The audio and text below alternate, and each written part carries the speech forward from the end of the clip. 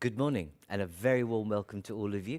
Those of you who've given up your hour and a half to be with us, Friends of Europe, at the launch of our new and part of our series of our security studies program, a study on EU and Sahel, the security implications, what we've deemed or highlighted as disentangling the peace and security landscape, Europe and the Sahel. We have our obviously reputed author with us here who will explain his findings, his thoughts and his recommendations.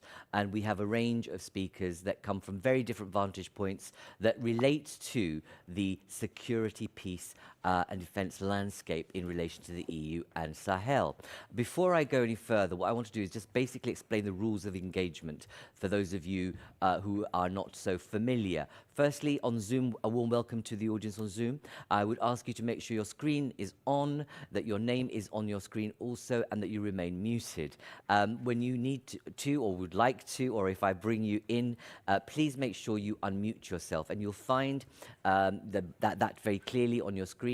But also, if you want to raise a question and wish to raise a point or a query, please use your virtual hand. And for those of you who are not familiar with that, you'll find that at the icon where you've got participants. Press on that and you'll find your little hand and raise that, so that'll indicate to me that you wish to come in, and I'll try and make sure that I bring in as many of you as I can into this very timely discussion and debate. And I also want to warmly welcome our live stream audience. Warm welcome to you, you're not left out. If you wish to raise a question or a query and pose it to this audience and to our author, use the hashtag FOE and we'll make sure that we can take you also in time. So those are the rules of the game, if you like. And we hope that you find this to be both a thought-provoking, stimulating, and I suppose a way in which we want to be able to discuss this is that, so it's not just about the author answering questions or our speakers. All of you have a range of perspective, expertise, and experience that we'd like to bring you into this discussion so that we're able to make the most of it. And tell us what you think about what our senior fellow, Paul Taylor, has put forward as his recommendations on what the EU, the US, the African Union, and others should do in the region. So before I do go into the discussion and introduce our speakers, we have a little poll for you. We thought this might kind of be interesting to frame our conversation. So we have this one simple question for you, and it will appear on your screen momentarily. There you go. Now, in the context of what I regard as, foreign policy get-outism, we know that in the context of the Biden administration, we have the news around pulling out of Afghanistan by September in view of and in light of the failed discussions with the Taliban. Is Sahel our Afghanistan? And what do we need to think about in the context of that broader foreign policy context, especially when we have a brand new administration that's actually posturing very differently? Thankfully, a departure from the Trumpism that we've experienced so far, but it is a very strong signal in relation to Afghanistan. So the question we have for you is, should France and the EU get out of the Sahel? It's very simple. You have to just press your buttons, and then we'll see what you all think. So it's now, within 5 years, or no? 60 people, 61 people are still voting. Okay, you're still voting, so I'll give you a little bit more time. So don't be shy, and don't forget it's anonymous, so you don't have to worry. I promise. Well, still voting? Obviously, I can't guarantee what platforms will do with it. I'm only joking. But let's see. I'm hoping that, please do engage, because this will kind of be interesting, because what we'd like to do is perhaps, if we get time, if I don't run out of time at the end, is to repeat it. Because it would like to test, what do people think after you've heard of this debate, but also what Paul has to say about the Sahel. So I think now we're going to close it. Okay. So these are the scores. So we have, there you go, the results.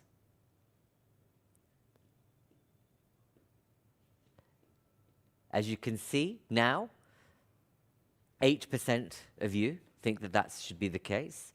The vast majority, I'd say half and half, 44% within 5 years, and then 48% of you saying no.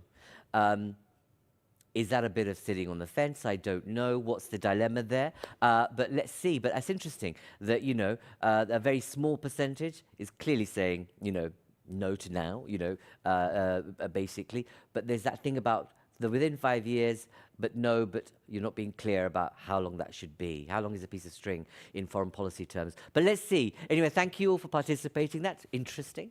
Context setter. Okay, so thank you for participating in that. I now wish to invite the Minister of Defence for Portugal, João. A warm welcome to you. Thank you very much, Dharmendra. Delighted to be here, delighted to be with Friends of Europe and with all of those interested in discussing the Sahel and what I think is an excellent report, which I very much welcome. 3 quick points which are related to various points that I make in the preface. And the first goes directly to the question that you asked the audience, the poll questions. You know, why should we care about the Sahel? And what's it got to do with the European Union? Well, obviously, we do care, that's for sure, because we've got 3 missions there. We've got 2 in Mali, 1 in Niger, and one of them in Mali with an enlarged mandate for the region. Also, the European Union is the biggest foreign donor in the Sahel region. So why do we care? Well, I think that the report does very much help us to understand the way in which today the Sahel continues to be relevant in terms of the way that it is historically been relevant as a link between sub-Saharan Africa and North Africa, which is just across the water from us. So it's a linking area which is in our close neighborhood. More to the point of the immediate present, since 2011, there's been a threat of the consolidation of the region as a focus point for terrorist safe havens. And this obviously is something that for Europe cannot be tolerated. The inaugural moment of this century, September 11th, 2001, taught us everything that we need to know about the dangers of allowing the establishment of terrorist safe havens. But so we have an immediate security threat. We've invested quite significantly in the Sahel because of that, but much more amply because it didn't. Our investment, European investment in the Sahel, is not started since 2011. It has not started either since 2001. It goes back much further. For reasons that are at the roots of the way that Europe acts in the world in terms of our commitment to development, and at the end of the day, in terms of our commitment to an understanding of development as fundamental for a stable world. It's not only because we wish to support others to lead a better life. I hope that's also the case, and it's a relevant point. It's because we believe that if we don't do so, the results of that will come back to haunt us, and quicker than we imagine. So stability requires a level of development. This means that for the European Union, we need to have a holistic approach. We need to have a security-based approach, but one that is also thinking in terms of humanitarian support and thinking in terms of support for development. The second key point that I would like to raise relates to the conclusions of the European Council of April 2001, so a month or so ago, on the EU strategy for the Sahel. And this rightly points out, I quote, to the need for a civilian and political leap forward. This is a leap forward that has to be focused on sustainable social, environmental, and economic development. And we need to be supporting, and we need to provide continued support for Sahel partners in fighting terrorist armed groups.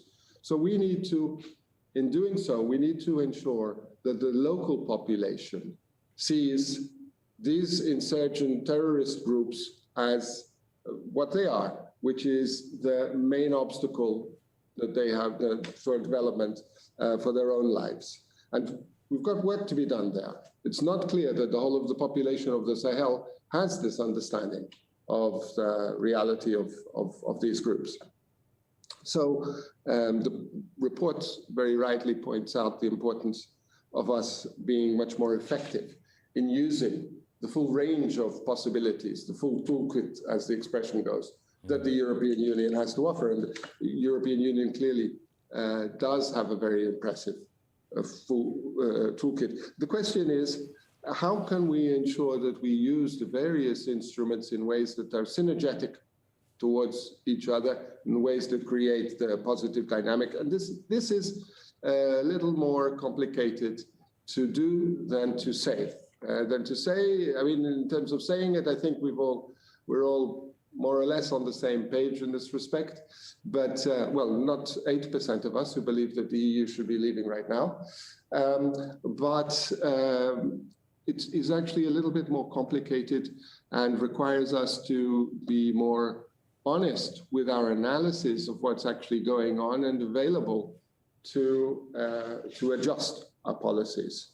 So basic security has to go hand in hand with basic state-provided services, education and health and so on.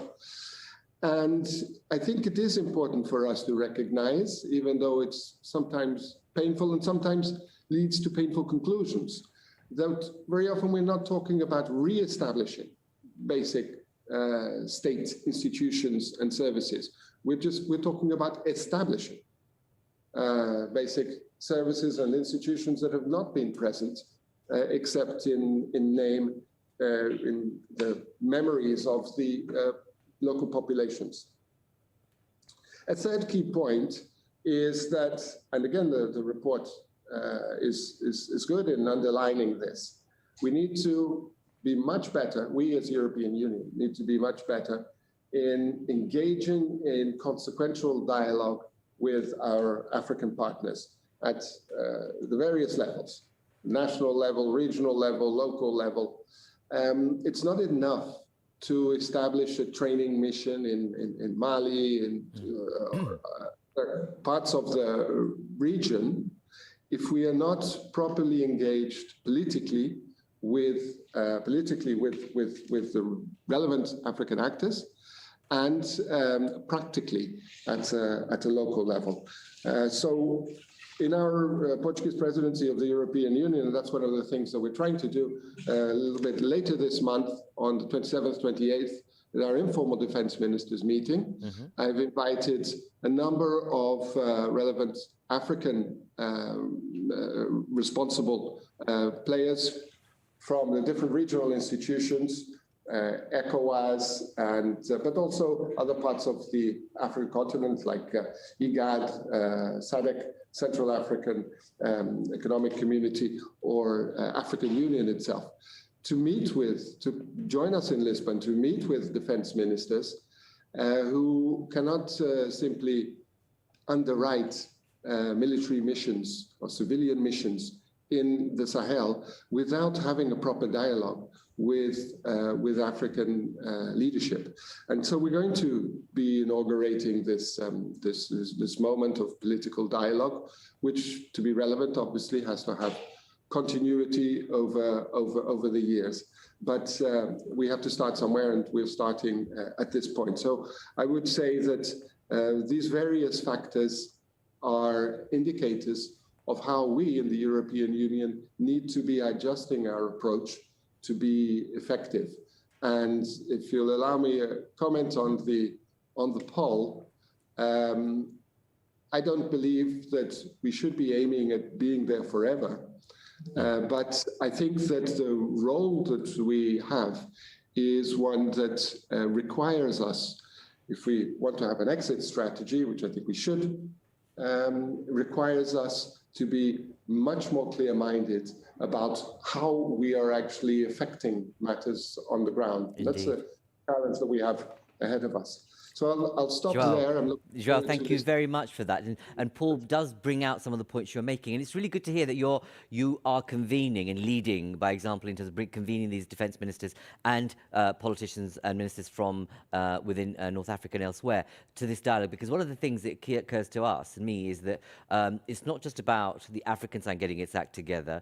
There's a kind of a reciprocity, mutuality, and actually everyone's got their fingers, I suppose their hands behind their back, fingers crossed that things will work out, and there's lots of nonsense that goes on in between. And you know, in the European side, clearly there is a need to get our house in order, but France is a very significant actor in this, we have the French ambassador later on. But what would be good to hear from you, João, before you go very briefly, is, you know, you said about the sense of us being honestly about present and timeliness, because being present is fine, but actually present with purpose and with a clear sense and policy coherence is also important.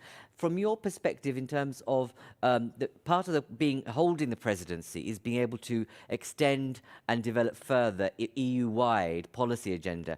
Do you see this coming? Are you going to be handing on the baton of this particular issue to the Slovenians and the French? Is there an agreement to that? Well, there's certainly an agreement amongst the trio, which is Portugal, Germany that preceded us, and Slovenia that follows us now. And France comes in the first semester of next year. Now, obviously, France is heavily invested in the region. Exactly. Slovenia, for reasons that I fully understand and support, one of the riches of the European Union is that we bring our different regional expertises and experiences to the table. But Slovenia will be more focused on the Western Balkans. The important thing is that during the Slovenian presidency, and I think the Slovenian presidency will be supportive, even if it is not making this its first priority, is that what we have identified in terms of what we need to do in the European Council conclusions in April is carried through in a consequential manner until 2022. And this, what this means is that we have to establish, amongst other things, the right balance between clearly promoting better governance that is required in the region, but at the same time being open and listening to what our African partners are telling us. We cannot go in there with our ready-made prescriptions and say this is what needs to be done, although it is clear that better governance needs to happen. But we need to listen as to the reasons why we do not have the level of good governance that we would like, what are the impediments, and what are the ways in which we can support this process, rather than simply coming down from on high and saying, you know, govern better and everything will be solved. Indeed. That would be a recipe for failure.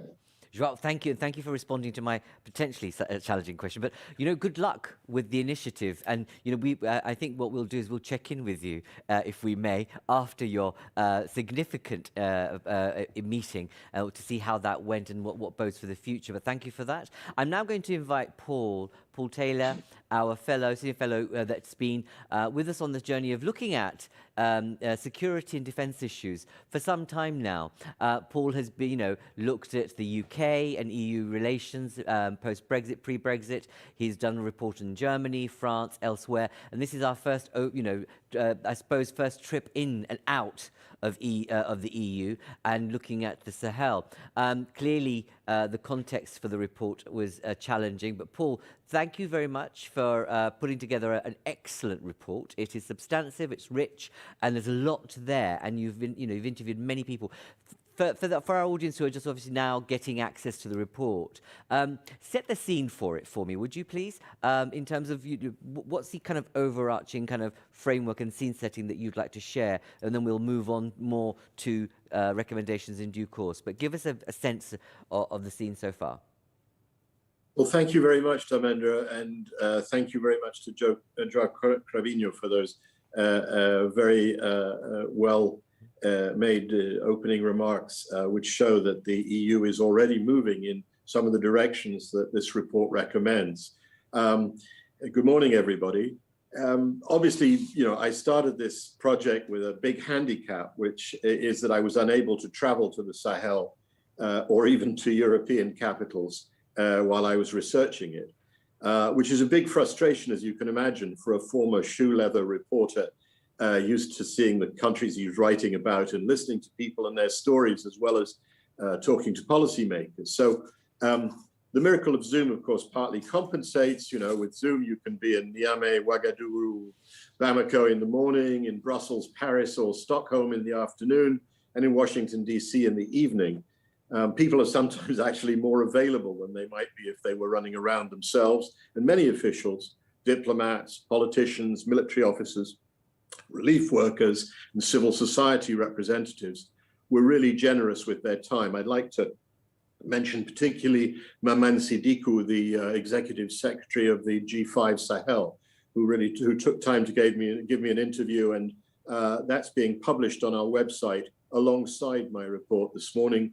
I single out also Arantxa González, the Spanish foreign minister and chair of the Sahel Alliance, and Ramtan Lamamra, the former Algerian foreign minister who negotiated the Algiers Agreement on Mali, and is now the African Union representative for silencing the guns, and a woman who sadly can't be with us today, Fatoumata Haidara, of Plan International, Indeed. who gave me the most harrowing account of the situation currently in central Mali, where her family lives, and also Angel Losada, the EU special representative for the Sahel, who's been crisscrossing it for 5 years, trying to activate the diplomatic strings.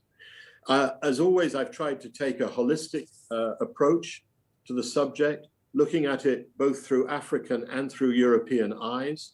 And as usual, with Friends of Europe, we take a broad definition of security. So we incorporate human security, food security, economic security, climate and energy security, as well as traditional hard security. And I hope you'll find all of those issues addressed in the report. To sum up my diagnosis, Dharmendra, I would say that terrorism and irregular migration are the consequences rather than the causes of destabilization in the Sahel. And they're mostly the result of injustice, poverty, predatory governance, neglect of peripheral regions and of minority communities, and a lack of economic and educational opportunity, all of this compounded by the impact of climate change and of rapid population growth. Doesn't mean that we don't need to combat terrorism or to try to control migration. Both of those pose a threat to weak Sahel states themselves, to their African neighbors, and you see that creeping forward, and ultimately also to Europe, because as João Cravinho said, these are the neighbors of our neighbors. But the military-heavy response that's been adopted by successive Malian governments and by France and its international partners has demonstrated its limits, in my view. Military action, as the generals will be the first to tell you, can only buy time for political, economic, and social solutions. When it's accompanied by human rights violations, by corruption and impunity, it can actually fuel the very grievances on which militant groups prosper. After the initial successes of France's intervention with Opération Serval in 2013 and the Algiers peace agreement, limited though it was, in 2015, the Malian authorities sat back and squandered the space that had been created for implementing longer-term solutions. Paris, Brussels, and Washington, for their part, failed to use their leverage to press for reform. The contagion spread to Burkina Faso and to Niger and beyond, and that's where we stand today. Now, France went into the Sahel to halt the spread of what it calls Islamist terrorism. And it's mostly been hands-off about governance in the region. There are reasons for that. There are sensitivities. France doesn't want to appear to be behaving in a colonial way again. But after 8 years, it's looking for some sort of an exit strategy through a mixture of Europeanization, Sahelization, and internationalization, so that it can start winding down. I'm not saying completely getting rid of, but winding down Opération Barkhane in time for next spring's French presidential election. Keep that date in your mind, April 2022. Most of France's European partners, I would say, are willing to expend treasure, but not give blood in the Sahel. The EU spent 8.5 billion euros in the region there since 2014, some of it, as João said, in training the Malian army, regional armies and police forces. But its ability to use its broad toolkit that we talked about, a range of foreign policy instruments in an effective, joined up way, is hampered both by a structural problem, which is that no one is ultimately in charge of EU policy in the Sahel. Mm-hmm. You know, different institutions are in charge of different bits. And despite all the talk of Team Europe, there is a feel of the classic EU too many cooks situation about it. Mm. The United States, under President Trump, wasn't very interested in the Sahel, but it has continued sort of below the radar screen of political attention to provide crucial intelligence, reconnaissance, and surveillance support, strategic airlift and air-to-air refueling for the French, as well as officer training for Sahel countries' armed forces. And it's continued despite all the reviews of its African presence. The key, in my view, to stabilizing the Sahel lies above all in a far-reaching reform of governance, combining genuine decentralization, an overhaul of the security sector, giving priority to protecting civilians, and investments in education, training, and agriculture. This, in turn, requires restoring, or as João Cravinho rightly said, actually establishing for the first time services such as schools, dispensaries, courts, and local police in areas where the state has been absent for a very long time. To paraphrase James Carville on how Bill Clinton could win the 1992 US presidential election, it's governance, stupid. Paul, thank you for that. That's very helpful and gives us a kind of, you do set the scene very well. And there are some kind of echoes of foreign policy misdemeanors from all over the world in this particular situation also. There's a kind of a symmetry, there's a similarity, and there's a predictability to a certain extent. So if it's, you know, governance, what are you recommending in terms of your report for the too many cooks in this particular situation? What are you saying? What do you want to say to them in terms of what they need to do if we're to take this forward in a meaningful, lessons learned manner that actually is present, but present with purpose? Over to you, Paul. Yeah. Well, Dharmendra, you know, since the diagnosis, my main diagnosis is that it's first and foremost a problem of governance. Mm-hmm. My main recommendations, therefore, involve something of a change of approach by the EU, by France, by governments of the region, and by the international community that might produce a better outcome. Mm-hmm. I've summed up the changed approach I advocate as tough love for the Sahel. Over the last decade, France and its European partners, with the support of regional African states and the international community, have essentially propped up the governments of Mali, Niger, Burkina Faso, and Chad, preventing a collapse, but largely averted their gaze from the manifest problems of governance, of human rights abuses, atrocities, and corruption. And I think the EU's High Representative, Josep Borrell, was right when he put it last month this way. You know, we may have signed too many blank checks for the Sahel. So indeed, by pumping in so much money in military assistance, outsiders may have inadvertently given local rulers an incentive to delay cleaning up their act. You know, why bother now when all this help is coming in? This can't go on. I mean, it's not enough to say either to the peoples of the Sahel themselves or to our own citizens that things would have been far worse if we hadn't intervened. That's probably true, but it's insufficient. So unless Europe and France are able to use their leverage more effectively and to hold the governments in the Sahel to their own commitments that they've made to their own citizens, then the situation is only likely to get worse. So I recommend a more conditional approach to EU budget assistance. João was talking about that or hinting at that, linking payments to meeting agreed benchmarks for reforms. And again, I'm talking about agreed benchmarks, not dictated benchmarks. It means linking the supply of military equipment to some really important transparency reforms in the defense ministries. It's staggering to know that the Malian Defense Ministry still today doesn't have a computerized system to know how many soldiers are on its payroll or to pay their wages regularly. And that's an open door to corruption. The European Union has been working on this for years, and we still haven't got there. The report recommends delegating more power to the EU's special representative for the Sahel to coordinate security training and development programs, as well as mediation efforts. The EU should earmark a financial incentive for the phased implementation of the Algiers Accord, in my view, including its decentralization provisions. It should give the special representative some pocket money, a discretionary fund, to support local peace and reconciliation initiatives on the ground, as well as the power to recommend suspension of payments where commitments are breached. The EU's training missions need to be followed up. You know, it's not enough just to train people and show them to the door. You've got to mentor them when they hit the ground, that's something that hasn't yet really happened. It's just beginning, and a focus on the military justice system and on those vexed issues of digital inventory and HR systems in defense ministries. The EU also needs to prioritize better its development assistance to avoid what is known as the sprinkler effect, you know, sprinkling a little bit of money on everything.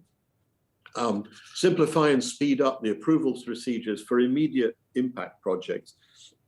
Focus on the most fragile areas, especially the tri-border area of Mali, Niger, and Burkina Faso, and ensure that funds are targeted towards locally based initiatives in conjunction with local authorities there. That's where the armed groups are most active and most devastating.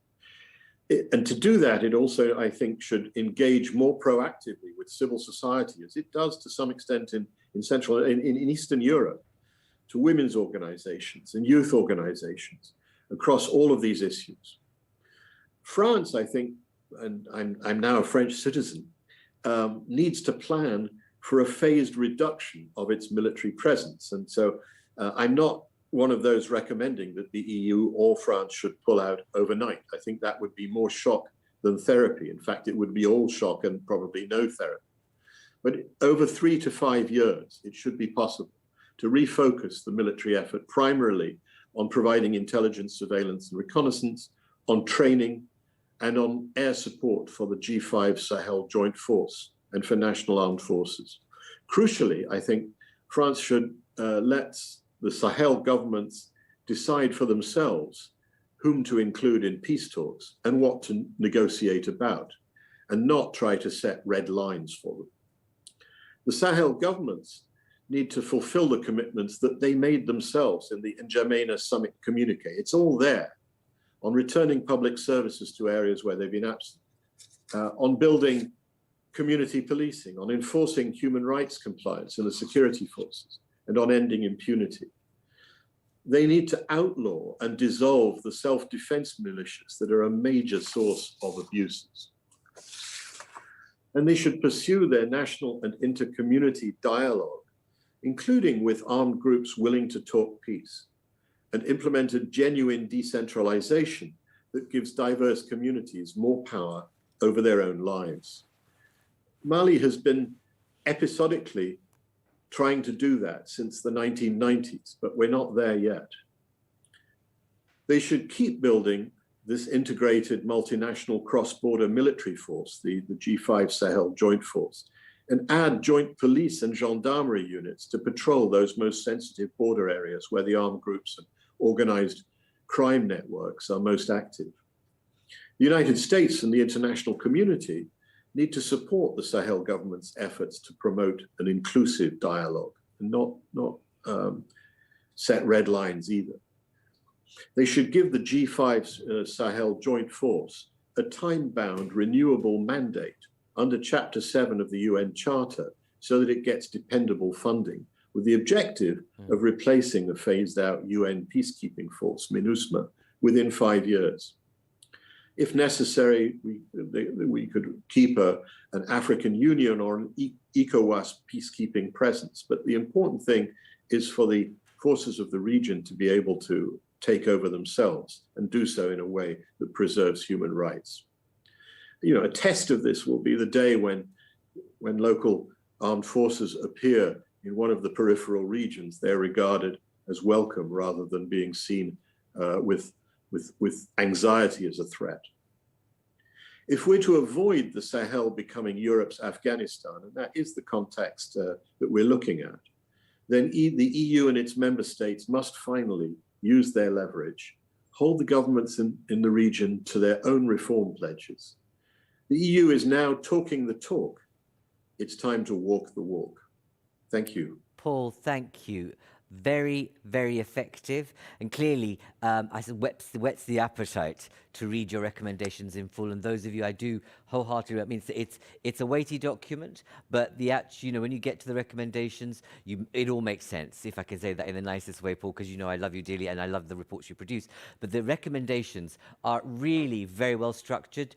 They don't pull any punches, and they're very specific to who should take that responsibility as we move forward. And you've articulated that the key and the core messages of that, Paul, really effectively. And I can see from the Zoom chat, it's you know, it's very lively. Some of you say actually it's not governance, it's politics.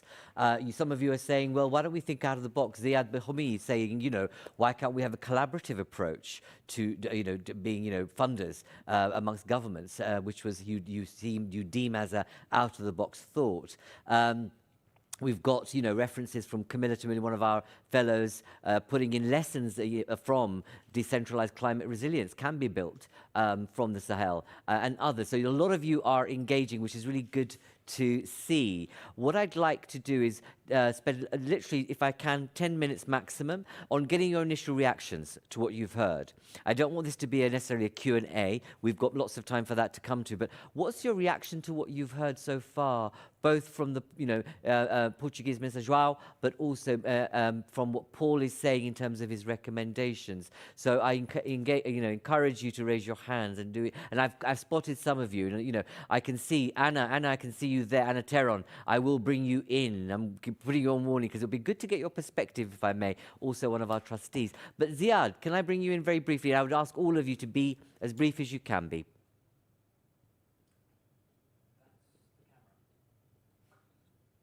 Well, thank you, Dharmendra. And as usual, this is a fascinating dialogue. And even though I don't feel too comfortable within the security area, but I do collaborate with some of the governance initiatives in West Africa. Just introduce and you know that yourself Borderless we work on regional trade, and we advocate for the cross-border. Absolutely. Ziad, my name is Ziad Hafizi, and I am the national president of Borderless Alliance, which is a regional advocacy. Can you hear me well? The internet connection is not fantastic. Can you hear me? I can hear you now. Let's have a go. Let's try. Well, sorry about that. Right. So I was saying that, as usual, it was a fascinating discussion, and I feel much more comfortable within the trade area. But obviously, the defense and development are intertwined. And then I've earlier made a comment about how economic hardship will bring out the worst of humanity, and that I agree fully with Paul about the issue being a governance issue. I think politics is just the way that you handle the governance aspects. Well, that's a different thing altogether. So I do think that there's a lot of ideas. I'm looking forward for looking at the report. I know that the Sahel is going through a worsening condition. Something has to be done. I wonder what a pullout can do. But actually, we have to balance and restructure the defense and military approach and focus more on creating opportunity for other communities, which are some of the most marginalized group across the Sahel area. If you tackle the cross-border and border communities and create economic opportunities, then you will bring them out of the radicalization cycle. And that will be a good start in itself, not just for keeping the safe in the Sahel, but actually to create real economic opportunity for Africans in Africa. Thank you, Dharmendra. Thank you, Ziad. Thank you for bringing in that perspective of community, because on such occasions we lose sight of what it must feel like from the ground up. Those of us who are involved in institutions and policy making elsewhere can very easily hover and zoom in and out. But what must it be and feel like to be a part of the community from ground up and witness all this drama, but also affect your livelihoods and your sense of purpose and security? And I'm thinking here of children, I'm thinking of women in particular, but the different, the diversity, but also the sense that, radicalization can take hold in that community. So those of you who've got views on that, please do come and share your thoughts. Patrick Worms, a warm welcome to you. Please do introduce yourself. You have been very active on Zoom and very articulate. Thank you. Thank you very much. Well, I have been active on Zoom and articulate because I just had this conversation with somebody else, and copy pasting is a blessing of the modern age. Indeed. I'm Patrick Worms. I'm a senior science policy advisor for World Agroforestry, which is the world's largest research institution devoted to the study of trees in agricultural landscapes. And if you know the Sahel, you will know how essential trees are for agricultural productivity in that region. My question had to do with a fight for hearts and minds. The one thing that you notice across the region is that the most influential cultural actors seem to be Saudi charities, and they have definitely modified the way that local societies organize themselves, the way that men and women relate with one another, the way that public ceremonies are carried out, and the way that education is carried out, and not necessarily in ways that we Europeans would welcome. Right now, if you do a good road trip around Niger, which I last did in 2019, you do see that very much in the sense that this influence is very strong along the roads. And if you leave the roads and go into the bush, it is less strong. You also notice that the European impact, because it is so militarized, leads to a sense that Europe is allied with the extractive and corrupt elites in the big cities. It is not aligned with the people in the countryside. Young men find it extraordinarily difficult to make a living. And if you're giving a little bit of money and a weapon to join an extremist group, then of course you will do so. You suddenly become somebody. So the fight for hearts and minds is at least as important as a military fight, and probably as important as a fight for better development in the region. And I have not heard anything about that so far. So Paul, thank you. Thank you for raising that. And I'll come back to Paul in a moment, don't worry. But also, my sense is you have a view on this, Patrick. And on the Zoom chat, you've expressed what the issues are. But what's always good about these discussions is what might be the solution. So do add your thoughts on the Zoom chat about what you think we should be doing in terms of the Hearts and Minds agenda. Ambassador Haissam, I invite you to make a very short comment or reaction to what you've heard. Please do introduce yourself. Yes. Thank you. I would like to thank all the panelists, but I would like to light on the Sahel region that was overwhelmed by a bloody tour from violence and terrorism, as the deaths exceeded 4,000 terrorist operations, doubled to more than 365 operations. Millions of residents were displaced from their poor homes to new spaces of miserable refugee. And within this great collapse, more than 8 million children found themselves outside schools that have become with mosques and churches. Of terrorist operations which are launched under many motives and names.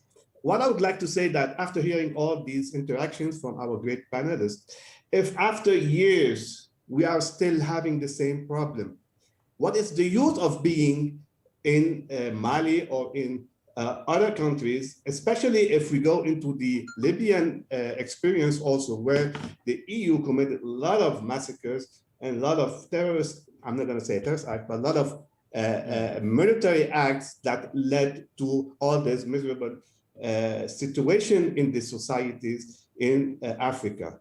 And this is what I would like them to clarify, to see what are the prospect plans that they are willing to do. And basically, we are not with the 3 to 5 years for them to pull out. We are with them pulling out now. And when we say now, it doesn't mean within 48 hours, but they have to start settling all the social security issues that we mentioned. Haissam, who's your question directed to, or who's your target in this? Is it the EU? I'm talking the EU. I'm talking the French first, and the EU behind them, because it seems that Yeah. Yes, okay. Sorry, because I want to make sure I bring as many people as possible. Also, I've got lots of other Yes, no speakers to problem, bring no in as well problem. who've got some very interesting things to say. Anne-Marie McCarthy, very briefly from Panel International, welcome. Yes, thank you. My name is Anne-Marie McCarthy, and I'm the head of partnerships for Plan International EU office right now. And prior to working in Brussels, I was working on the Lake Chad region for Plan as well. So as you know, we're an organization looking at working with child rights with a focus on gender equality. We're also looking at humanitarian response. You mentioned Fatoumata, the Sahel director for Plan, who was interviewed for the report.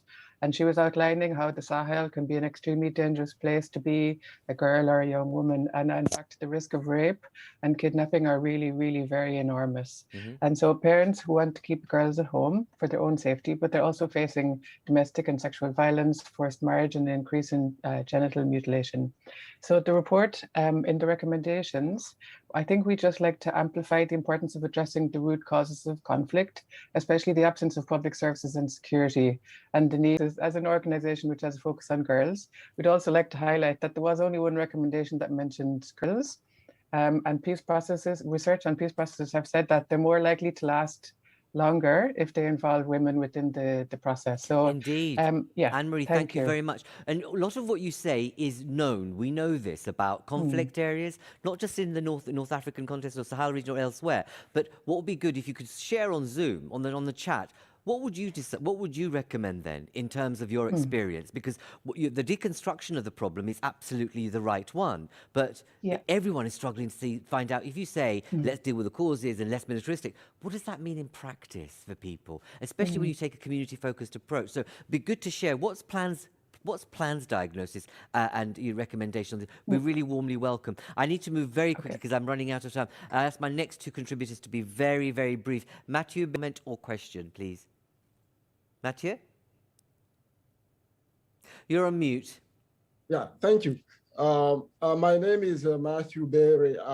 I'm a doctoral candidate at the Carter School at George Mason University in the United States. And I also work with a project on that is focused on analyzing global terrorism trends. I would like first to express my gratitude to Friends of Europe for coming up with this report after research throughout the Sahel. The recommendations are addressing key challenges that we are witnessing across the region, and not only in a few Sahel countries. I would like to emphasize two things. And I need you to be brief, Mathieu, because I'm running out of time. So skip ahead, would you please? Yeah, that don't come clearly in the report. I think we need to emphasize cooperation and more trust between the international community and Sahel countries, not only government, but also local communities in addressing four things that make jihadist groups successful in the region. We need to work harder and more closely in depriving them of arms, fighters and sympathizers, financial resources, and possibilities of public communication. Without these four things, they will find it very difficult to operate. And unless we have a more focused cooperation on that, it will be difficult to stop terrorism in the region. Mathieu, thank you. Thank you for sharing those very specific actions with us, and we'll see what the reaction is from the wider group that's participating in this. Rock, and can you hear me, Rock? I hope I've pronounced your name correctly. Thank you. Thank you very much. Yes, and thank you and your brief comment. Perfect. My comments were largely already said both by Patrick and Anne-Marie, so I perfectly agree with them, and I would just like to answer. But let us know who you, Rock, before you move on. Let us know who you are. Where are you from? Of course, sorry. I'm Koželj and I work for the European Parliament. I'm the desk officer for Western Africa. Okay. And voila, my point was, you asked then how could we promote these things in practice? What could be the practical suggestions to address the root causes, to increase public services and so on? Well, I would say two things would be perhaps key here. We should leave the relevant countries free to pursue their own macroeconomic and monetary policies and support them according to their recipes for these things. And we should offer an ideology, because of course you can fight an idea only with another better idea or based on our core values of solidarity, equality, respect for the person, empathy, and so on. And in doing this, the best practical thing would be to connect perhaps with the biggest category on the ground, which is youth, and build networks with young people on the territory, and we could take it from there. Rock, thank you very much. Thank you for being brief in that regard. I know the Minister, João has to leave very shortly, but before he does, I might just ask him to come in and, you know, comment on some of that. But before I do, if I can crave your indulgence for another few moments, João, I'd like to bring in Anna Terrón, just to kind of remark and reflect on what you've heard so far, if you wish to. Obviously, I don't want to pressurize you. I clearly am by putting you on the spot. But Anna, I'd really welcome your views before I invite João to say a few words.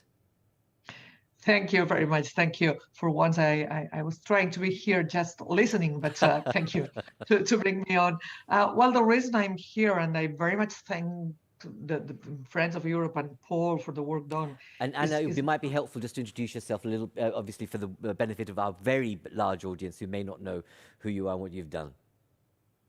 Yeah, thank you. No, I'm now leading an organization of the Spanish cooperation, which name is FIIAPP, and we feel also, and we are part of the European cooperation, and we are driving to Sahel a part of our public expertise on covering the whole land with police.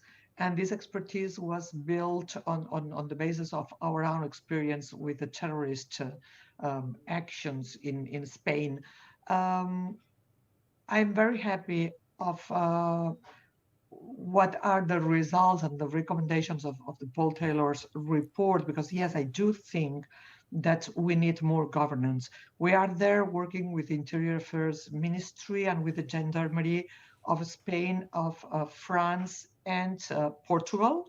They're doing a very good job, but still I do think that we need to be more consistent in the territory. Mm-hmm. And I do really think that we need to engage, to better engage all different actors working there with gender policies, with other kinds of policies, to better stabilize the region and to work in order to allow the military actions to go down and the military presence to go down and to work in more civil stabilization together with other kinds of forces. Okay. That's our experience. And I think this is very timely because we are planning with the European Union, with the European Commission, the next period for international action, the so-called very technically NDICI or NDICI new programming. And I do really think that this is the very right momentum for fostering a better governance of the whole action of the EU in the territory. Thank you for that. Anna, thank you, and thank you for responding to me bringing you on in this manner. Minister, João, if you are able to, would you like to just respond quickly to what you've heard? I know that you need to go, but I think it would be helpful to us if you wish to, if you have, in terms of any reflections on what people are saying. Well, thank you. I think that it's been a very rich conversation, and I think many of the points bring out the complex, multifaceted nature of the problems that are involved in the region. I would say that 2 or 3 points that have thoughts that result from what I've been listening to. Firstly, clearly there is a need for us to frame and to shape the narrative much better. This is, narratives cannot be empty. Narratives are not stories that you tell. They need to be anchored in reality for them to have traction, for them to have some success, for them to echo and have credibility. And this means that identifying the narrative for us is all about how to promote better governance, but in a manner that is credible. One issue that has been referred to by various speakers, the issue of gender, education for girls. This is fundamental. This is something that we know from many different contexts can be a game changer. But we also know that there are very well established patriarchal lines of control that oppose this. And so with this issue, we have to be aware that we're wading into local controversies. We have to, I mentioned previously that we should be clear-minded. This is one of the aspects in which we have to be clear-minded about. We need to be able to promote this. We need to do so in a manner that mitigates as much as possible the conflict that is also going to result from those that believe that their power results from the maintenance of current structures. A word also on the need for much better joined-up approach from the EU. The last speaker, Anna, was right to say, okay, now that we've got this new instrument, the EU is prodigal at inventing new instruments. These are small steps. The NDCI is a step towards making our approach more holistic. But we still are far from being able to link our the three pillars that we need to be able to put into play: the security, the humanitarian, and the development. Each of these are still functioning according to their own separate logics. And this is very debilitating for the European Union. There was an interesting reference at point made to, I think it was Paul Taylor actually, to the need to endow the special representative for the Sahel with some kind of oversight guidance in terms of the various instruments. And I think this is a way forward. But I'm perfectly aware of what it means in terms of the EU institutions and the power balances between Commission, the EAS, and the Council. But we have to face up to these realities. Indeed. Or be handicapped by them. And I think that it's better to face up than to accept that we are going to be investing all these millions and millions with results that are not what the European populations have a right to expect. João, thank you so much for your time, and good luck with the institutional landscape as well evolved with the creation of the G5 Sahel in 2014.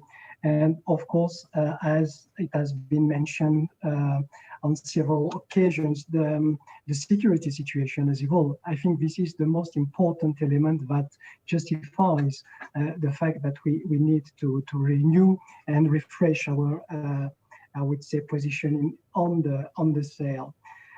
Beside on a political context, and I think I've not heard that much of that so far. The landscape of the post 2013 moment in Mali has changed. As you remember, after the 2013 I would say jihadist attacks against Bamako, or attempted attacks against Bamako, we were working with a transition government in Mali, and President Keita was elected then. And this was the opening of a new phase and a new, I'd say, position of the EU in the Sahel as well. But this time over again, due partly to the coup in Mali, but to the renewal as well of the leadership in the region, and I will come to that as well.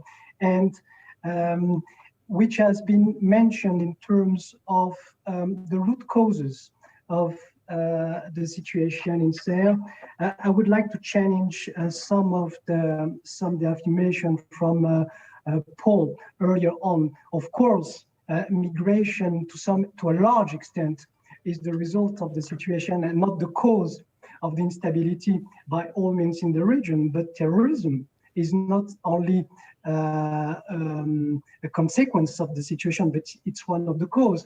I've seen and I've read with great interest the report, and I thank you for having made a historical chart on the countries, the region, but there is a point which is missing. It's the history of terrorism in this region. You have mentioned in the report, but it's very much linked with the history of the Algerian civil war. And this comes and this predates the Libya episode, I would say. This predates as well the EU strategy in the region, even in 2011 and so on. So I think this is a very important element. One element I would like to react as well is this idea that there are too many cooks in the EU. Of course, the EU is a broad institution, like the UN as well, and no one is saying that the UN has got too many cooks as well. You have the MINUSMA, you have the NUOAS, you have the SRGs, etc., etc. But basically, this is how those larger organizations are working. But we have one and only chief, who is the HRVP. He is the High Representative for External Action when it comes to policies and security, of course, and is the Vice President as well of the Commission. So we are authority.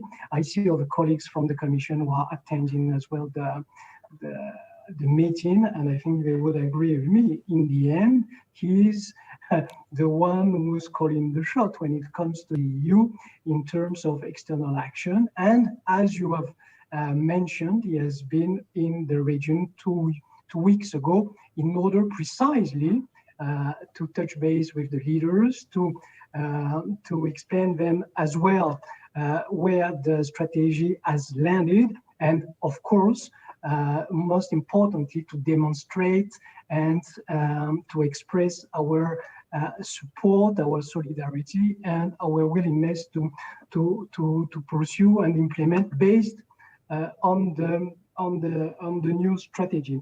A few elements on the strategy. I think the reactions from the audience, which are very rich, are summing up all the questions that we wanted to address. Of course, security and defense matters, but it's not the beginning and the end of our intervention, of course, and clearly not. Development matters, and I think we have as well to challenge a misrepresentation that there is a too heavy involvement or engagement in terms of security and defense from the EU. It's not the case. Out of the 8 billion euros that have been mentioned in terms of financial engagement of the EU in the last years in the region, only 15% out of that engagement is dedicated to security and defense. So it means 85% of our intervention are supporting development in a broad sense, as well as humanitarian response to the region, because as it has been mentioned as well, humanitarian action is important due to the profile of and the involvement of the situation in Burkina Faso, in Mali, in Niger in particular.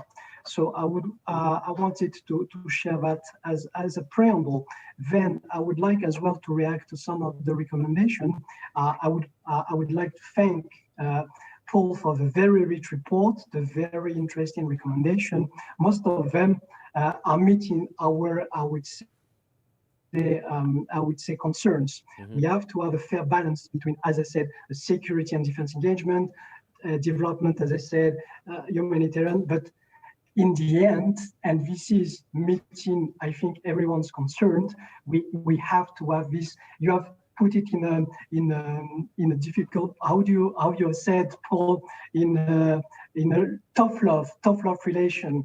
What what you say, tough love relation, we are portraying in what we call a transactional approach, or a more demanding approach, meaning that we are there to stay, we are there to support our partners, and of course, the partners are willing and they are committed as well to engage more on what you have portrayed as governance. Governance, be it democratic governance when it comes to the relation between the rulers and the people, territorial governance when it comes to the presence of the state throughout the territory of the Sahel countries, especially in the fragile and remote areas, and public policies, because in the end, when it comes to deploying state services, opening up public services to the population, when it comes as well to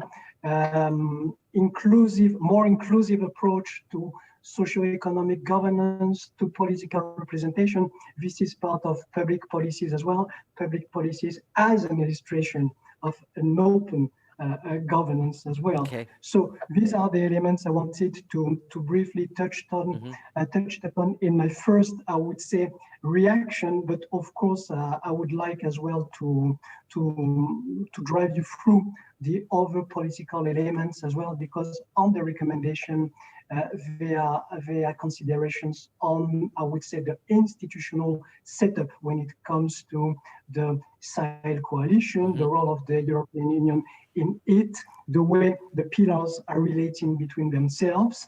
And I think I will react on that at a later stage as well. Thank you, Irchad, because I'm desperately running out of time, unfortunately, and I may kind of crave everyone's indulgence to hang on for another, extra 5 or 10 minutes on this session if you are able to, because time is running on. But also, this is extremely rich, and we have got such an interesting cast list of those of you on Zoom and those listening on in live stream watching. I want to go directly to France and get a French perspective.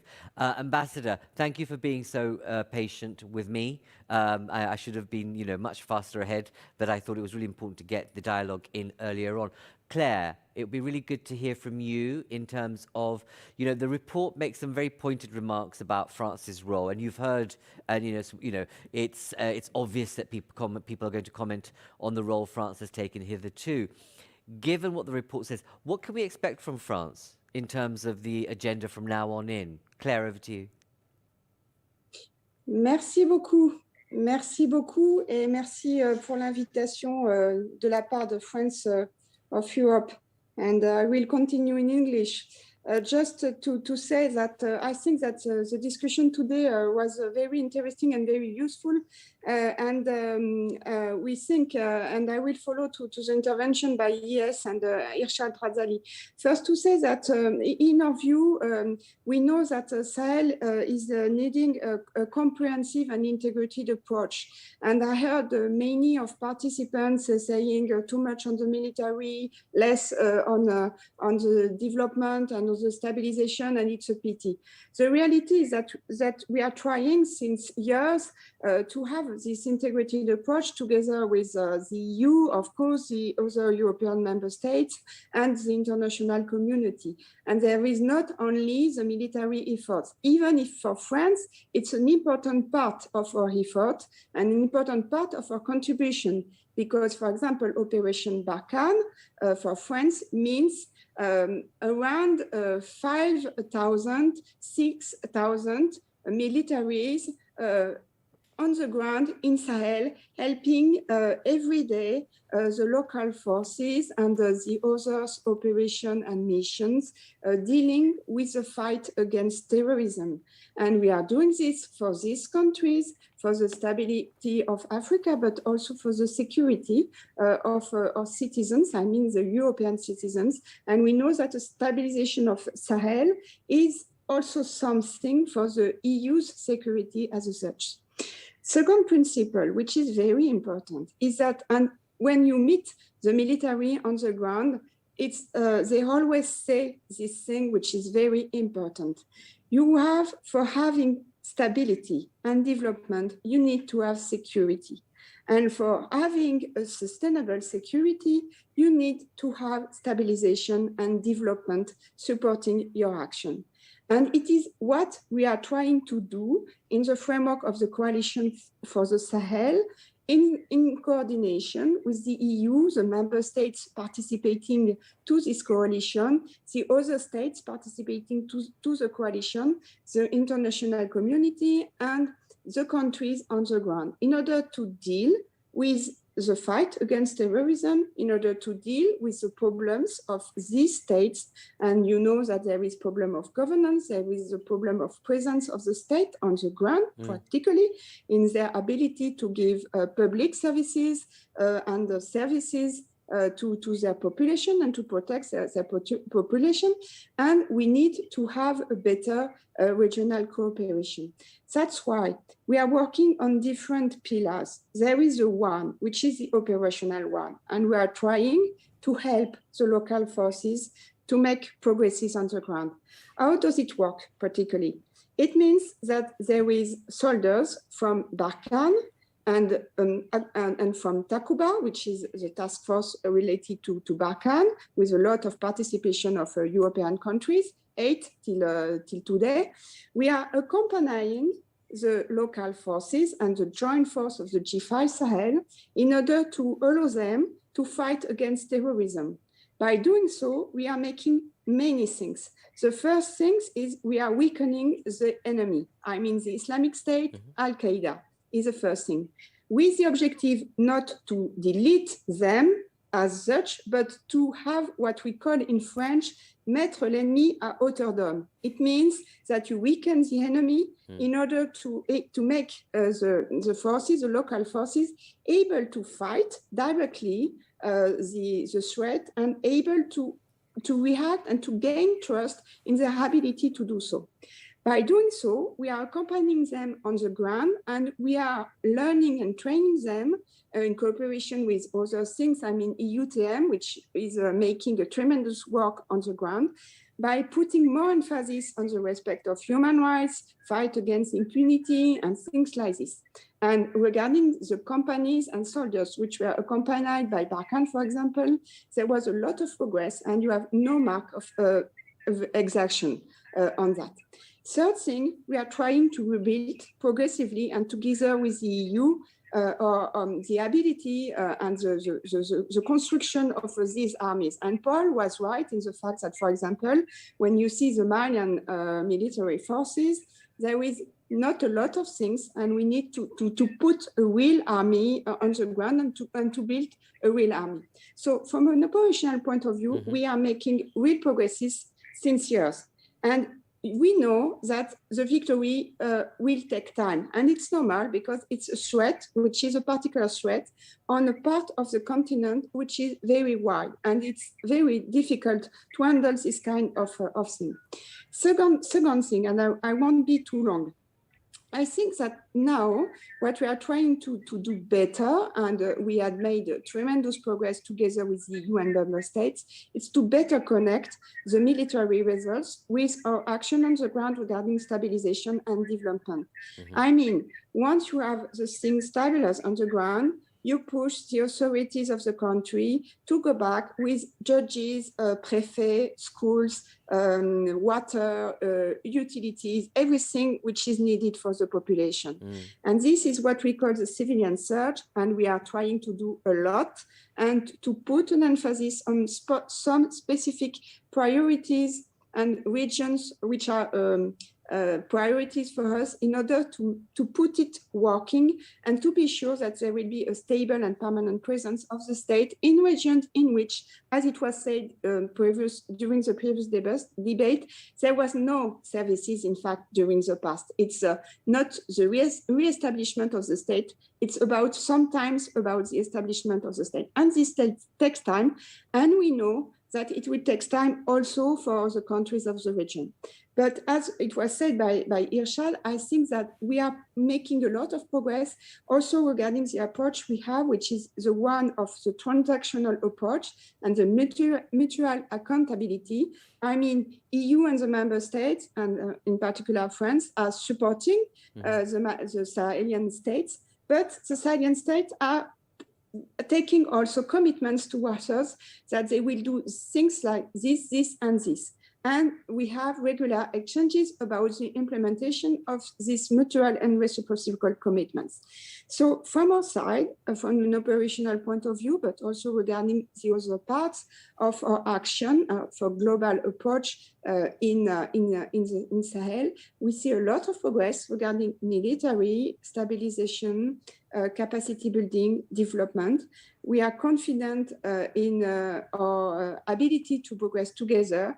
We are very happy to see more commitment from the international community, especially also the EU and member states, trying to help regarding development, but trying to help also regarding the fight against terrorism.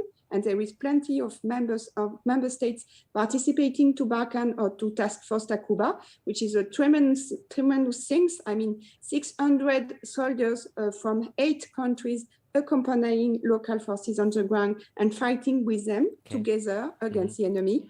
And that's why I think at the end, we will succeed and that you will see results, especially regarding during the next summit of the coalition, which is scheduled before the summer.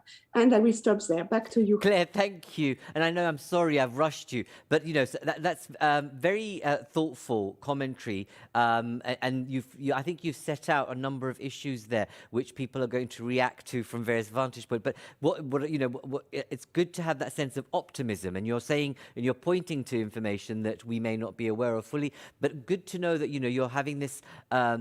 Let's say, much more of a connected or a nexus between both the military and the development issues and the civilian part, but thinking about that more deliberatively, if you like, and you have the summit, it would be good to know how that goes. But I want to move to another ambassador, and I want to also put Francesca de Mauro on notice that I want to bring her in because of the, we know the kind of security development nexus is an important one. It's a key one. And we need to be thinking about how do you get that right? Because people, like Paul said in his introduction and his recommendations, that, there's been a series of blank checks written that's only propelled the corruption and poor governance, but also has development aid really reached the parts it needs to? So before I do, I want to invite Irina.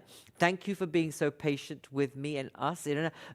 You're in Sweden, you are senior in terms of these affairs. What's your response to what we've heard so far? I mean, you've been in this area for some time, Irina, and I suppose my question to you is, We've had references to France or other. You've had the Portuguese presidency perspective. How important and can we achieve a sense of coherence, a policy coherence amongst EU member states? I know it's a tough one. I'm not expecting you, to speak on behalf of Europe, but from you're based in Sweden. You've been around this agenda, and so you know also how what the temperature is and what the feelings are and mood music is amongst your colleagues and peers. What's your reaction to that question about coherence in policy and action? Well, thank you so much, and maybe I should also just start by thanking for this really rich discussion and for a fantastic report. I have read it with great interest. Well, I read some parts with great interest and browsed through others, but I hope I will have time to really go through the whole thing really properly. It's very interesting, and I think it raises many issues. And I think only from this discussion also we hear.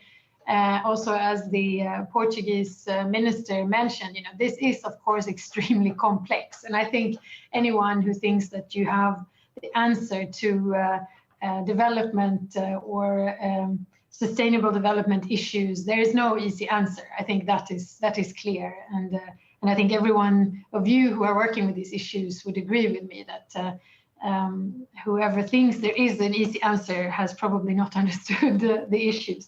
So I will not even try to come up with any easy answer, but I think there are certain components maybe that we need to keep in mind and that I think are really crucial, and that many of us, both in Sweden and in other countries, I think would agree is crucial. And I would argue that we have not managed to combine security and development in the way that I think is needed. And we do feel that there has been, for understandable reasons, a lot of focus on the security and fighting the terrorism. And it's true that you need stability and security to be able to develop. But it's the other way around is also true. If we are not going to keep on doing this forever, we need to focus in parallel on the development issues. And I think that is where we are, I would say, agree with my French colleague that we are getting more and more into that discussion. Some of us have maybe been talking about it longer than others and insisting on this longer than others, but fair enough. I think we are getting there, and the understanding of that is growing both, I think, within us partners in the development field, but also our counterparts. And I think that is again, probably the key is that it's not us who's going to drive this. It's the countries themselves who has to drive their own development, obviously. And I think when we talk about conditionality of our support, it still has to, I think, grow from an honest discussion where we also listen to what our counterparts want and what priorities they have, but that we also have to be clear what we see as key parts of actually having a successful development. And then I think a lot of the things that has been touched upon already now with the issue of inclusion of women, the inclusion generally of local population, to look at border communities, to find ways of not only sit with government, but also in those discussions, encourage government to include other parts of society in these discussions so that the priorities really become not only a few people or an elite in a government, but also broader. And I think we do have a responsibility there to reach out and invite others in these discussions for us to move forward.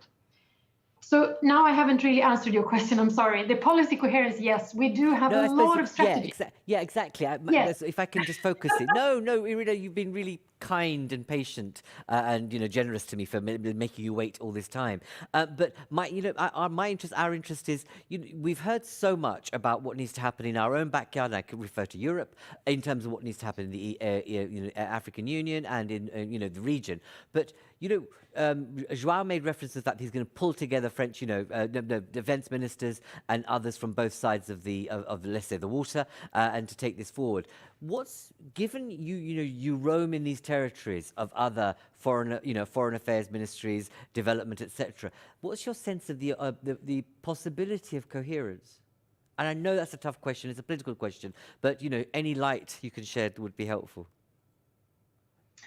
Well, I mean, it's true. There is a lot of different strategies, and we are, some countries, both in the EU and broader, are more, married to certain strategies than others. I think there is, from what I understand, and my feeling from my group within the European Union is that there is a willingness to work more towards having more coherence, and that we try to make sure that these strategies somehow come together, that we look at how they can complement each other, if not sort of try to merge them in one way or another.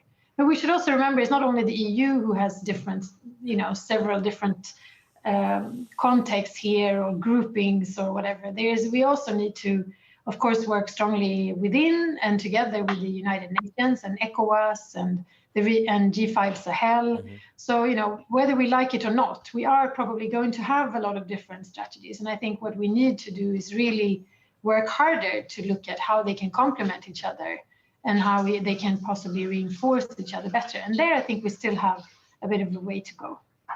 Irina, thank you. Thank you very much. And let's see what happens in the next couple of years. But I've desperately run out of time. And I am going to ask you if you're able to stay on for a minimum of 10 minutes, if I may. But because I want to bring Paul back in to respond. But before I do, I know we've had a lot of people being patient, but I'm going to have to be selective. But Francesca, I'm quite keen to bring you in. European Commission development. So what's your reaction and response to what you've heard so far? Because we've had a very lively Zoom chat, as you know. There's been a lot of commentary. People want to know, where's this money gone? Is it having an impact? Francesca, your comments.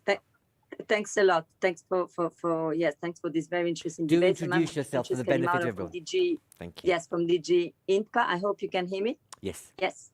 So previous DG DEVCO, so I'm leading the West Africa unit. So, working hand in hand with Irchad, together. So indeed, I wanted to just make some points. One, Irchad already made it precisely to say 85% of what we have put in the region goes towards development. And what does it mean? It means, of course, agriculture, it means social sectors, it means resilience. We have really, tried to promote and to prop also the resilience of the population who have been displaced throughout all these crises. So we have, of course, results there to show. Gender-based violence, but also peace building and reconciliation. In the case of Mali, the whole transition now, we actually have women participating in the transition precisely due to some of the projects we've been doing in the region. We've also given a lot of budget support. That is true. In the case of Mali, 70% of what we have given in the last 7 years was in the form of this budget support, which is direct support to the treasury. And this, of course, was on one side to promote and to prop and make sure that some of the social services would indeed still be funded. Because these countries, if you talk to all the ministers and all the presidents, they're going to tell you 30% of the budget are now falling into security expenditure. So we are also there to make sure that, that the rest of the expenditure is also able to be funded. So that's one thing. The other one on the budget support and the issue of the blank check, just to say that, we actually, we do not give blank check. The way the budget support works is precisely to say, if the conditions are not met, we are not, we're not going to be able to disburse. And this is exactly what happened last year at the end of the year, when for Mali, this is now out, HRVP mentioned it very clearly. Mali lost almost 40 million in budget support precisely because we did not have enough, results in terms of fighting corruption. We analyzed the whole thing, and in the end, we decided not to disperse 40 million. So if you want, this was already a little bit in the making, the new strategy, which is indeed tough love. How can we set the bar higher? How can we engage a bit more politically, I would say, perhaps maybe, and this is where the linkages between security, development, foreign policy must really be there, because it is an integrated approach. It's not just the developers, as we say, the developer, in their corner, doing programs. No, whatever we do has to fit with the, with the foreign policy, with the external policy of the EU, and trying also to promote governance. And here I would like also to come back to the issue of what has gone wrong and why has it not, fully, the situation has deteriorated. And I wanted to go back to the issue of legitimacy of the state. Is a little bit what I was putting in the chat. Of course, the military is critical. Of course, security must be there first, and we have to immediately come in with an integrated package of services to occupy the territory.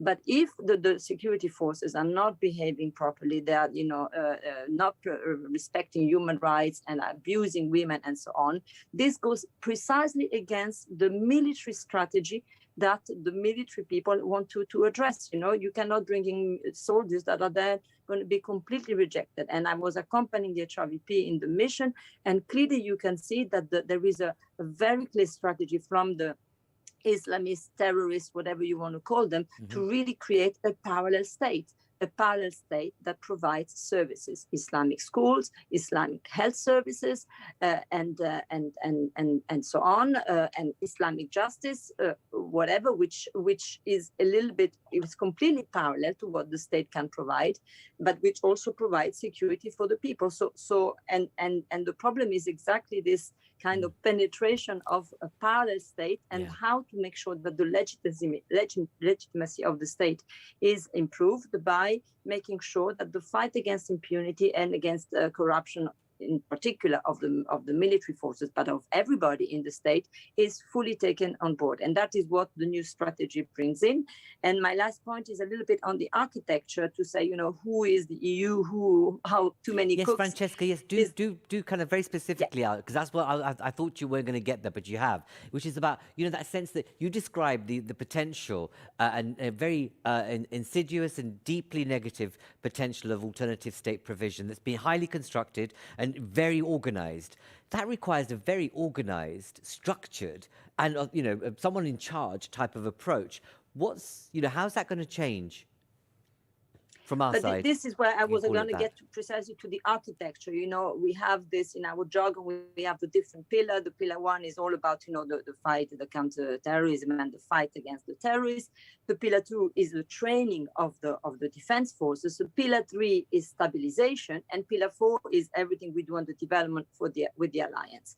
I really think, looking as, you know, being there now for 4 or 5 months, that these layers have come out one after the other, rather than really being integrated from the start. And I think the kind of acknowledgement now is to say these have to talk to each other much more. And the EU is really leading on 2 of those pillars, you know, is the one on the training, and it's the one on stabilization. And we have a big role on the development one. Okay. And all of these have to be much more integrated and talk to each other, and indeed prepare a package. And we've been seeing that what we have devised in Mali, which are called the Pôle de Stabilité, Gouvernance, Stabilisation, Gouvernance, basically some forts, you know, where you bring security, but then you also bring at the same time the social services, the basic services that population need, so that they can re-agglomerate around these poles of security. So Francesca, that's thank you. Thank you for that.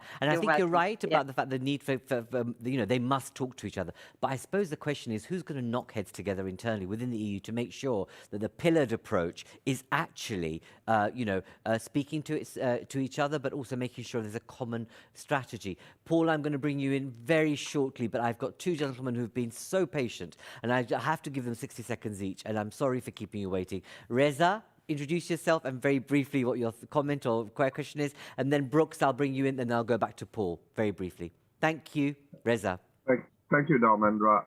I'm Reza. Formerly, I was a lawyer. Now I'm an technology and impact entrepreneur with 2 startups in Luxembourg.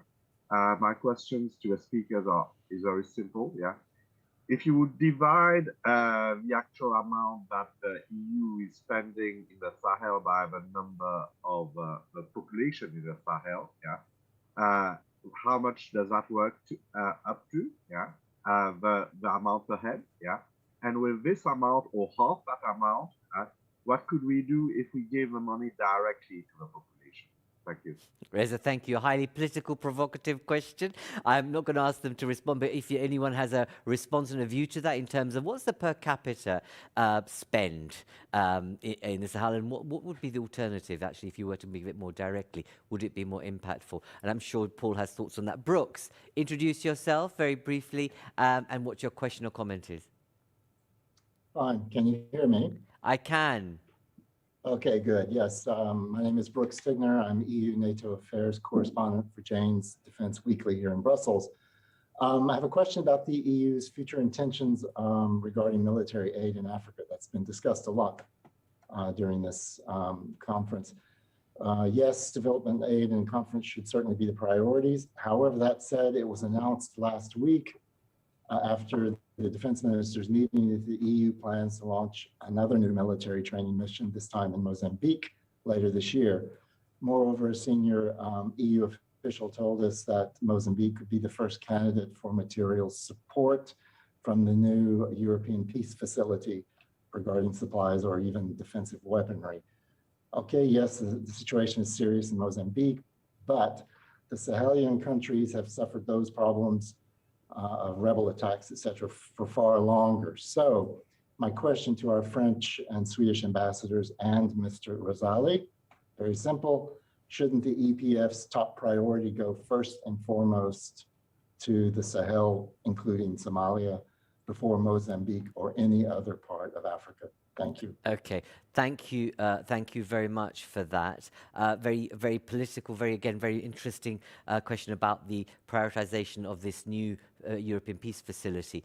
Before, colleagues, I haven't got time to bring in each of the perspectives from the ambassadors, but Irina, very quickly, and Claire, if you're still there, literally a 60-second response to that very pointed question. Irina, are you there? Okay, Claire, are you still there? No, I'm obviously. I'm here. Ah, Irina, what's your reaction very briefly to what you've just heard from Brooks, but and the kind of the per capita, but more importantly, the European Peace Facility prioritizing, prioritization agenda? Well, I mean, for us, we are a little bit cautious when it comes to what are the European Peace Facilities actually used for. So from a Swedish perspective, we would be a bit hesitant to be investing in military equipment and so forth. So we have a little bit of a special position in the EU here. But I also believe that we need to be able to do more than one thing at the same time. And I think we can. I think we can support and continue being a good partner in the Sahel, and at the same time also look at other regions. And we do see that the risks now in Tanzania and Mozambique and that part of Africa to actually be spreading also is quite evident. So I think if we can be there early and work together with our partners there, I think that would be really important. So I don't really see that we have to. I think we can manage to do both. Irina, thank you very much. Some might say it's a political response, but obviously I know where you're coming from, and obviously Sweden's led on the feminist foreign policy agenda, and I can can see hints of that in what you're saying actually in terms of how we move this forward. But thank you for responding to this. I'm going to move back to Paul. Paul, I do apologise. You've been so patient, and I hope you're not going to be too mad at me for bringing you at this late hour and we've run over. But can I ask you to package your thoughts in response to what you've heard so far from the very rich, diverse perspectives that we've had this morning? Paul, over to you for final comments. Thanks, Dharmendra, and thanks to everybody who's participated in this discussion. I think we've covered a lot of ground, and a lot of it is ground that I've covered in the report, and even where we don't agree about this or that aspect. I think that nevertheless, we're talking about the same issues and what needs to be addressed to achieve a more successful outcome in the Sahel than we have over the last decade.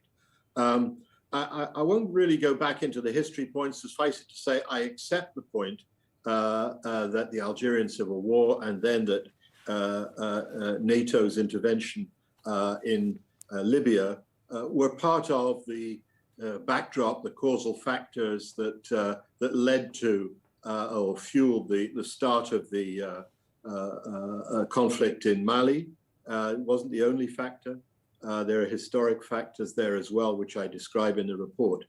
The question of hearts and minds, which has been raised in the chat, what are we doing to win hearts and minds with our military-led approach? Are we not losing the Sahel population? I think it's important that the Sahel population gets the feeling that we are actually there to support and help them, often through their own governments, but often directly as well, local communities. And localism, I think, is a really important part of what we need to do, and arguably to do better. And that has to be, there is clearly a contest which is well described with the attempts to produce elements of a parallel state, particularly the Al-Qaeda affiliated groups. I think Islamic State their groups are more a sort of rule of terror, but there is a contest for hearts and minds. And yes, Saudi Arabia has spent a lot of money in the region to instill its form of Islam, and you see that influence also partly through the important role of Imam Dicko, a prominent religious leader in Mali, who's a bit of a rainmaker politically. But I don't think the culture wars are necessarily lost, and I think that what's important is that the Sahel people are able to protect their own traditions of a much more tolerant and inclusive kind of Islam, certainly socially conservative and with elements that we can only regard as problematic in terms of women's rights, genital mutilation, and so on. So yes, we need to work on those issues.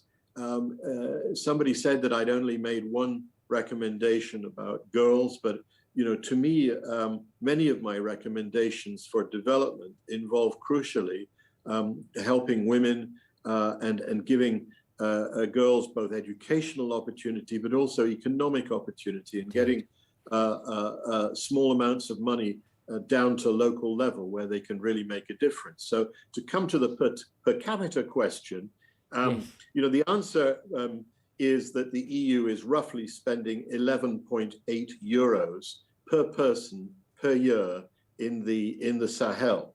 Now, first of all, that money wouldn't be given individually. You couldn't, you know, hire helicopters to drop it in the Sahel or distribute it to individuals.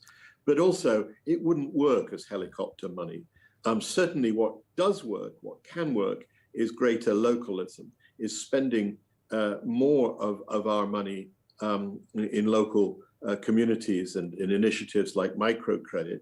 And that means changing the balance with what we probably what we give to the central governments. The 85% figure we spend, the 85% of the EU's total spending goes on civilian rather than security. Yes, you know, that point raises another question, which is, you know, what have we achieved? And where I think I have a bit of a difference with Claire Raulin, who I made some very legitimate, strong points, but I'm not as optimistic, I would say not as Panglossian about the fact that we're making progress. You know, when you look at the metrics, whether you look at just numbers of displaced people, people in acute food insecurity, people needing humanitarian assistance, numbers of schools closed, numbers of violent incidents, almost whatever metric you look at, the situation has not got better in recent years and is not getting better yet. So, you know, I think we have to have the same perception of reality to start from. A number of people in the chat have made the question about whether we should be talking about terrorists and terrorism. What I would say there is that you know, we mustn't be naive. There are a hardcore of Malian, but also very often foreign Algerian or Libyan or even Saharan, West Saharan militants who are running the show on the rebel side, and who are in touch with the leaderships of Al-Qaeda and Islamic State in the Middle East and South Asia. But what is clear is that is a small minority. The number of people, the number of fighters in the armed groups is itself not that enormous. You know, the French intelligence estimate is about 3,000 at any one time, full-timers, and then part-timers who take up guns between herding their cattle or whatever to defend themselves locally. And a lot of this has been developed by playing on particular minorities, the Tuaregs and the Peul, also known as Fulani, who have got the short end of governance in Mali, or are being attacked by their neighbors, or are regarded as being on the wrong side of community conflicts about pastoralists versus farmers, fishermen, and so on. And these conflicts have been exploited.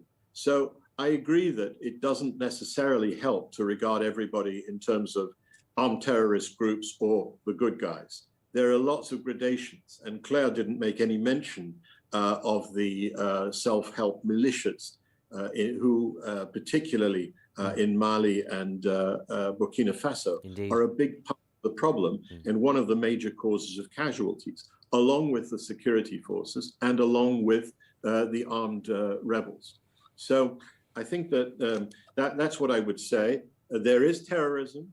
There are people who are connected to the Al-Qaeda and Islamic State head offices, if you like, if you could describe it that way, in the Middle East and South Asia. But a lot of the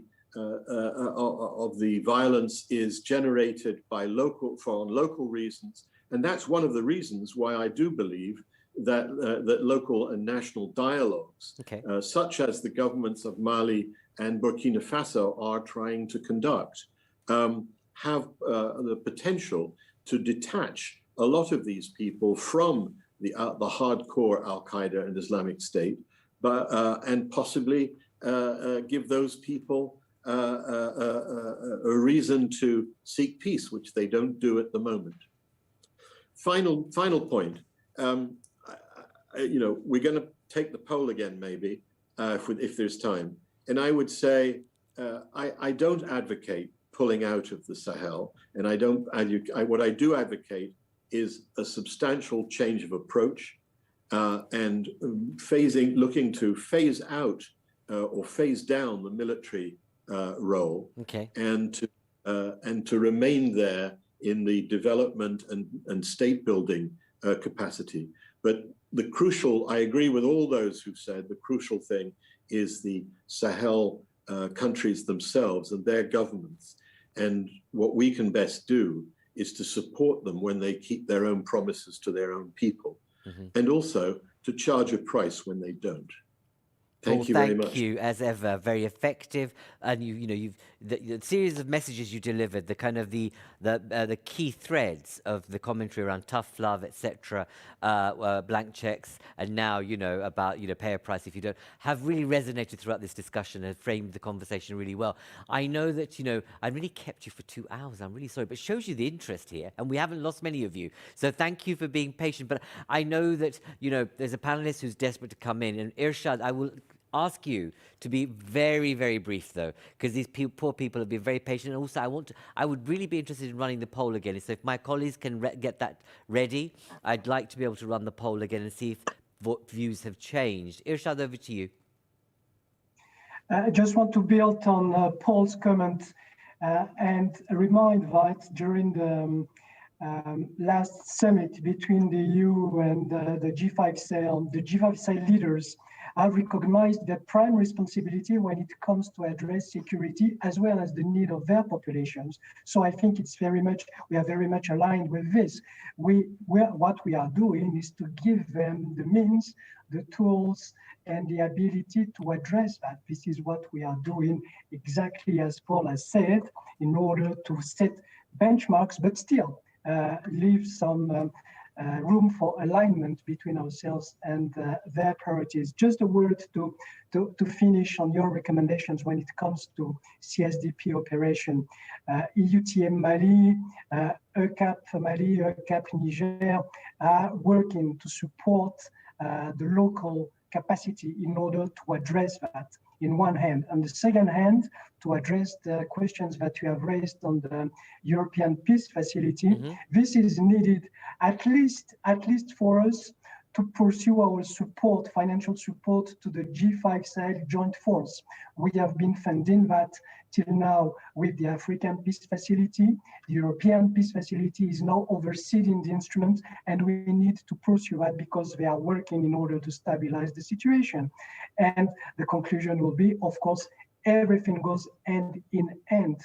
This is an integrated approach from what I've described in building and supporting the capacity of the defense and security, stabilization when it comes to the actions aimed at giving local people, local communities access to basic services, and of course, long-term development. And all that, of course, will build and is building on the policies run by the local leaders. And this is what we are trying to support. Thank you very much. Irchad, thank you. And obviously, as Paul quite rightly points out, there is the kind of locality matters. And whether that's in Europe or elsewhere, it's absolutely key in this. But also, how do you create the foundations for a civil society and a sense of community that's able to change direction and have the power and the strength to thwart the misdemeanors and the negative motivations of those who want to have a power struggle in the region. And this is not unique to the region either. I would like to just end with the poll, if I can, just do that one last thing. It'll take you a couple of seconds to do that. So here it is again. Here's the poll. Should France and the EU get out of the Sahel? Let's see if there's any change.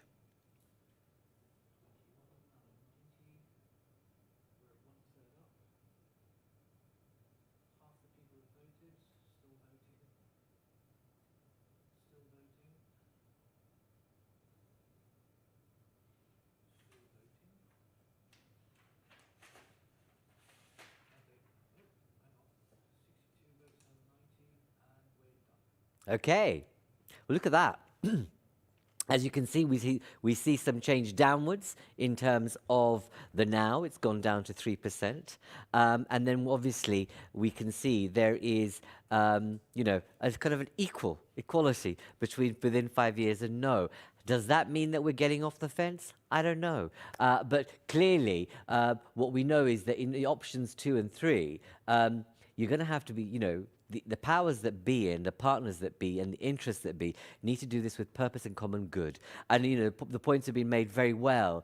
Isn't it about community at the end of the day, as well as governance and politics, but fundamentally, the women in the region, the young people in the region, and the men in the region deserve a different and better future that can only be contrived and developed if the partners who've had their hands in the blood, dipped their hands in the blood, think differently about what they do over the next years to come. And don't forget the added challenge of climate change will absolutely wreak havoc, as we know. And I think that we need to be thinking about that dimension too, in terms of not only the security and development nexus, but also the climate change one too. Colleagues, thank you. Thank you for being so patient, engaged. Those of you who have time, today's a bit of a Sahel day for us at Friends of Europe. In the afternoon, we'll be having, as a part of our Talking Africa EU series and our part of our work in establishing the Africa EU Foundation, we have, as you can see on screen, I hope you can read it, Sahel Renaissance, enabling a just rural transition.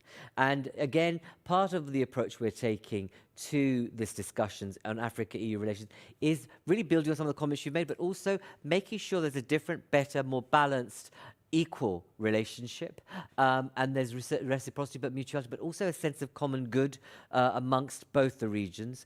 And we're also thinking very hard about how do you take a localism approach by working with cities in Africa too. So that's on the menu, but this afternoon you'll get a very different perspective, but a related one. And I'm sure this conversation will dip into that. Thank you all for being with us. My name is Dharmendra Kanani, Chief Spokesperson at Friends of Europe, but also Director of our Peace, Security, Defence Programme, amongst others. It's been a pleasure to have you with us. It's been really engaging and stimulating, and thank you for staying the course. And obviously, thank you, Paul, for another excellent addition to our Security Defence Studies programme. Our next one will be about the Black Sea, so that will be out towards the end of the year, early next year. So keep an eye out for that. Keep an eye out on our website. All I have to say is thank you very much for your patience, engagement. See you again very soon online. Take care and mind your distance. Thank you very much. Bye-bye.